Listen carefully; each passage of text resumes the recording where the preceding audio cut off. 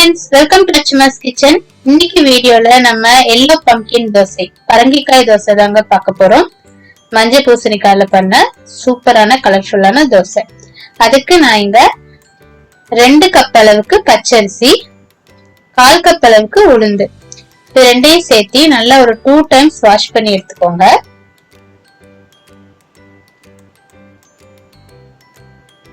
Wash பண்ணதுக்கு அப்புறமா தண்ணி ஊத்திட்டு மினிமம் ஒரு 4 hours ஆச்சு இது வந்து நல்லா ஊறணும். இது இப்ப ஊறட்டும். இதுக்கு பாத்தீங்கன்னா மஞ்சள் பூசணிக்காவை தோல் சீவிட்டு இந்த மாதிரி துருவி வச்சிருக்கேன். துருவினதுக்கு அப்புறமா இதை வந்து 2 கப் வர மாதிரி அளந்து எடுத்துக்கோங்க. நீங்க எதுல அரிசியும் உளுந்தும் அளந்தீங்களோ அதே கப்ல தான் பூசணிக்காவும் நீங்க அளந்துக்கணும். இப்ப 2 கப் இருக்கு பாருங்க. அரிசி உளுந்து ஊறினதுக்கு அப்புறமா அந்த தண்ணியை வடிச்சு தனியா எடுத்து வச்சுக்கோங்க. இப்போ ஒரு மிக்சி ஜார்ல நம்ம ஊற வச்ச அரிசி உளுந்துல பாதி அளவு மட்டும் சேர்த்திக்கிறேன். கம்மியா இருக்கனால நம்ம வந்து மிக்சியில அரைச்சுக்கலாம். இதுல வந்து 1 கப் பூசணிக்காவை மட்டும் சேர்த்திட்டு 1/4 கப் தண்ணி சேர்த்து இதை அரைச்சிட்டு வந்துடலாம்.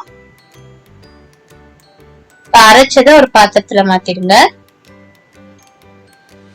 இப்ப மறுபடியும் மீதி இருக்கிற அரிசி உளுந்தும் சேர்த்திட்டு இப்ப எடுத்து வச்சிருக்க இன்னும் 1 கப் பூசணிக்காய் இருக்கு இல்லையா, அதையும் இதுல சேர்த்திடலாம்.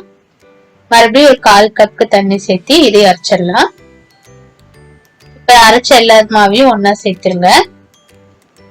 தேவையான அளவு உப்பு சேர்த்து கையில நல்லா கலந்து வச்சீங்கன்னா சீக்கிரமா புளிச்சிடும். ஒரு 6 hour வந்து இது நல்லா புளிக்கிட்டு மூடி வச்சிடலாம். ஒரு 6 hour கழிச்சு பாருங்க, மாவு நல்லா புளிச்சிருச்சு, பொங்கிடுச்சு.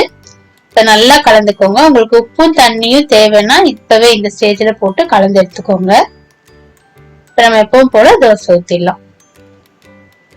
தோசை ஊத்திட்டு தேவையான அளவுக்கு எண்ணெய் சேர்த்து நல்லா சுட சுடவே சாப்பிடுங்க. ஒரு கார சட்னி வச்சு, வெங்காய சட்னி, தக்காளி சட்னி அதை வச்சு சுட சுட சாப்பிட்டீங்கன்னா சூப்பரா இருக்கும். முறுமுறுன்னு வந்திருக்கு பாருங்க. பூசணிக்காய் வந்து இனிக்கும்னு சொல்லி பொரியல்லாம் பண்ணா சாப்பிட மாட்டாங்க நிறைய பேரு. இந்த மாதிரி வந்து தோசை செஞ்சீங்கன்னா கலர்ஃபுல்லா இருக்கனால குழந்தைங்க கூட விரும்பி சாப்பிடுவாங்க. கண்டிப்பா இந்த மஞ்சள் பூசணிக்காய் தோசையை நீங்களும் ட்ரை பண்ணி பாருங்க. ட்ரை பண்ணி பார்த்துட்டு எப்படி கமெண்ட்ஸ் அண்ட் ஃபீட்பேக் சொல்லுங்க. மறக்காம லைக், ஷேர், சப்ஸ்கிரைப் பண்ணுங்க. தேங்க்யூ.